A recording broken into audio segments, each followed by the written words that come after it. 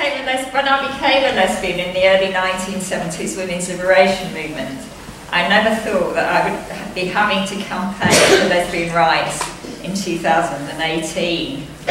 Lesbian rights are specifically protected in the Equalities Act of 2010. But of course, these are not being respected by the trans movement. As lesbians, we are under attack from trans activists and their supporters, or handmaidens, as I prefer to call them. And the possibility of even being a lesbian, and Stephanie has referred to this, is under threat, as many younger lesbians are now being socially pressurised to see themselves as men. What about the LGBT groups, you may ask? They're not interested, basically. Basically, their only interest is in promoting the trans movement and promoting trans ideas.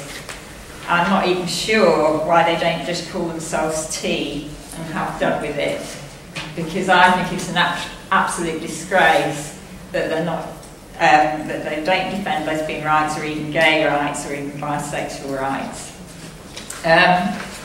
So because of that, the Lesbian Rights Alliance was set up in order to defend our rights, increase lesbian visibility, and make being lesbian a positive word again. We also want to stop the current wiping out of younger lesbians. I'm going to be talking about what's happening to lesbians now, regardless of any proposed changes to the Gender Recognition Act. As we've heard in terms of what's happening in schools, the transgender movement is actually operating as if some of the proposed changes have already happened, particularly in terms of self-identity. So let's just be clear, what is a lesbian? The commonly held definition of a lesbian is a woman who is sexually attracted to and has same-sex relationships with other women. Therefore, as lesbians, we don't have sexual relationships with men. However, there are many heterosexual males who are now self-identifying as lesbians and demand that we have sex with them. Let's be clear, lesbian sexuality is based on our female sex, not on gender or gender identity, which are social constructs, not material realities. If we were to have sexual relationships with these men, we would be heterosexual. We wouldn't be lesbian. So these cross-dressing males regard lesbians as a sexual challenge. They have a huge sense of male entitlement and privilege. So they call it breaking through the cotton ceiling, a reference to our underwear. They tell us that we should regard their penises as lady sticks. Because being a lesbian has nothing to do with our biological sex, but our gender identity. So we are now expected to accept the once absurd idea that lesbians have penises. And considerable pressure is being put on younger lesbians in LGBT communities to go along with this idea without question. But for those of us lesbians who reject this idea, we automatically become targeted as transphobes and as TERFs.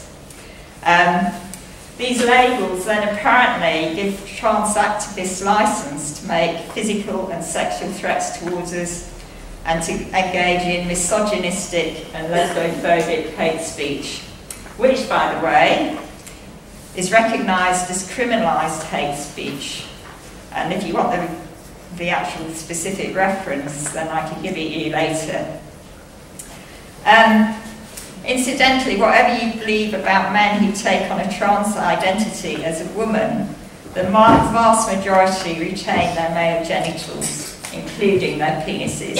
Over 80%, according to their own statistics, that's from Jares. Why? It clearly seems that they want to have it both ways and continue to be sexually men. And then all their claims to be women look like a total con, as we have heard when we look at what's happened with male-bodied trans sex offenders in women's prisons.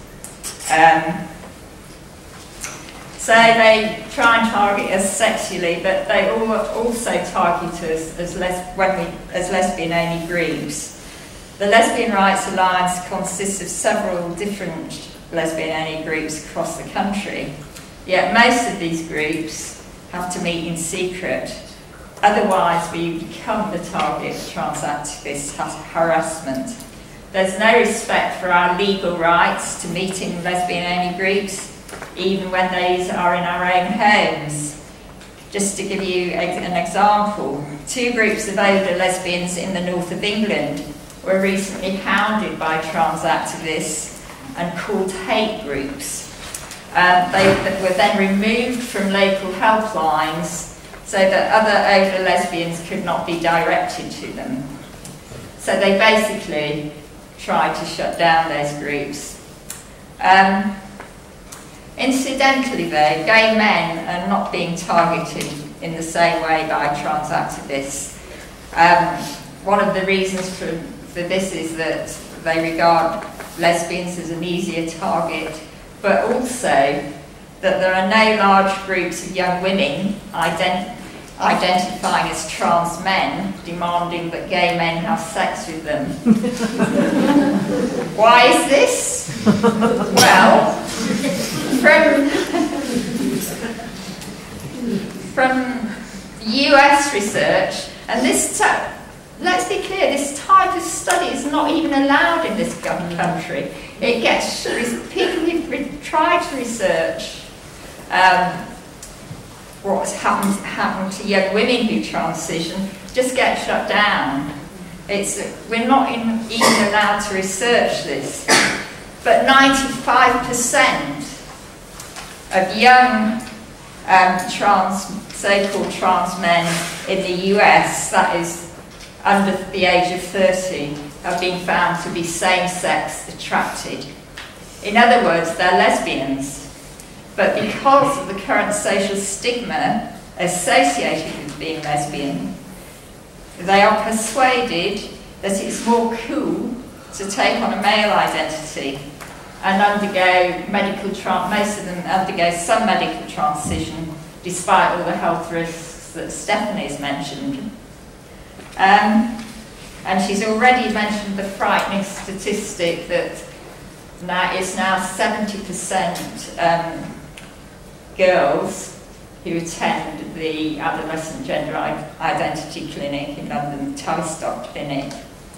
And we know that there are multiple reasons for this, some of which she's already talked about. But many of these girls and young women will be same-sex attracted, but are unwilling to come out as lesbians because they see it as so stigmatised and uncool, basically. And this brings me on to talking briefly about Lesbian Oratio and in terms of what is happening in schools. Many young lesbians are gender non-conforming, that is, they reject feminine stereotypes and roles. They also don't want to be subjected to sexual harassment by boys. A few years ago, these girls would have been accepted as tomboys, but according to transgender ideas, this is no longer allowed now. As they reach puberty, if they want to be lesbians, they are often bullied and told by other trans pupils and sometimes by teachers that they should identify as boys. Rather than challenging these attitudes, many schools feel obliged to support these girls to socially transition. These are the stories of some young women who've decided to transition rather than remain lesbian, like the Alex Bertie story that was recently featured in the Sunday Times. The problem of lesbian bullying in schools and social pressures to trans is also being reported by many mothers of lesbian daughters who post on Mumsnet and don't know what to do when their lesbian daughters come home from school and then say they want to define as trans.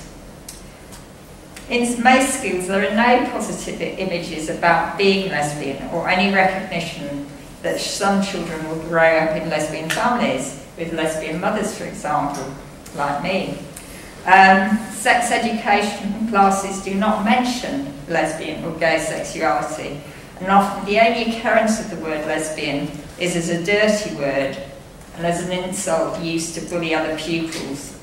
This needs to change. Instead, schools from nursery education onwards are being flooded with transgender training programs and teaching materials. And I'll just tell you, one of the reasons that they manage to get into schools so easily is that they provide, these teachers have very little time. On inset days, the only training they usually get is once a term on an inset day. And so anyone that comes along with ready set materials that they can use in class, they will use it and go along with it. And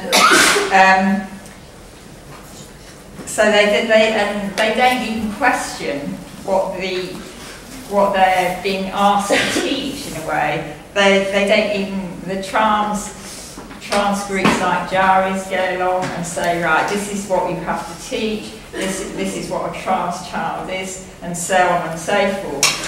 And then it's just handed over to the teachers and they have to teach it. Some refuse, but not that many. Just to tell you a bit about these materials, they tell children that girls are born with pink brains and boys with blue brains, but sometimes such brains can end up in the wrong sex body, despite this idea having been disproved by neuroscientists. Children are also told it's very easy to change sex. Young children's storybooks on trans teddy bears and animals are also being given away free to nursery and primary schools. Just to add to this, that these trans groups and these groups that produce these free storybooks get masses of money, some from the government, they get massive funding from the government, they get massive funding from some foundations that promote the transgender ideology, and also from fundings from pharmaceutical industries and so on. There are also numerous trans youth groups for young people to attend, but no lesbian-only youth groups. A recent government-sponsored anti-bullying programme on tackling transphobic and homophobic bullying is now being used in some secondary schools. But this programme does not represent any gender non-conforming lesbians. That is, lesbians with short hair and no makeup, for example. The only lesbians they represent are those that conform to what I call compulsory femininity. There are, however, many gender non-conforming lesbians, usually in their late 20s, who are now detransitioning. That is, they were trans men and now they're defining themselves as lesbians again. They're often in their late 20s and they decided to detransition, but they no longer wanted to be men, and some of them are speaking out, often anonymously, well usually anonymously, because to actually speak out publicly is impossible for them, because they would get so trashed by the trans activists. But what these young women tell us is that if only there had been positive information about being lesbian in schools, or the existence of lesbian-only youth groups, they might have decided not to transition. They also would not have experienced the harm to their bodies involved in medical transition. Many of them undertook medical transition as soon as they could, which at the moment is 18, but one of the proposals is to lower it to 16. And they felt at age 18, they felt that they were too young to understand the health risks involved. what is happening in schools needs to change. I don't know if those of you who are parents need to find out what your children are being taught about transgenderism. It needs to be recognised that the trans agenda is very conservative, anti-feminist and homophobic, rather than, as it is sold, as liberal and forward-thinking.